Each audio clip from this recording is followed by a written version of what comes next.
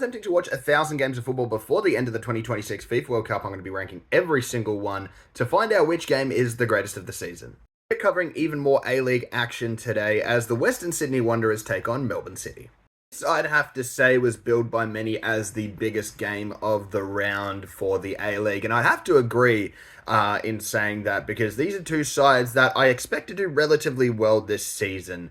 Now, while I do think the Wanderers aren't necessarily a title challenger and probably not even Melbourne City at this stage, I do think that these teams have a lot to show off in the first few weeks, and we were off to an incredibly fast start in the game. Only 11 minutes in, a ball in behind the Melbourne City backline found Costa Barbarouses, who on A-League debut for the Wanderers managed to chip Patrick Beach in goal to give the Wanderers a 1-0 lead.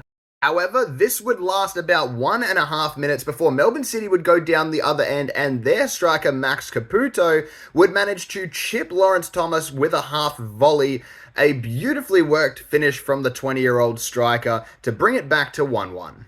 Now, unfortunately for us neutrals, the rest of the game was very, very slow. It took until sort of the end of the first half for the next serious chances of note to come to pass. Those would be for the Wanderers having, a few half-decent chances here and there, Kriev and all sorts having just a couple of shots, but nothing really materializing. There was a through ball in which Brandon Borello was one-on-one with Patrick Beach, but he just didn't set himself right and took the shot way too early, in my opinion, and put it way too close to the goalkeeper.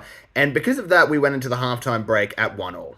And in all honesty, lads, the second half was not much better. I'd say there was only one clear-cut chance in the entirety of the second half. That went the way of Kanamori, who had a one-on-one chance with Lawrence Thomas from a bit of a tight angle, though it was a great save from Thomas.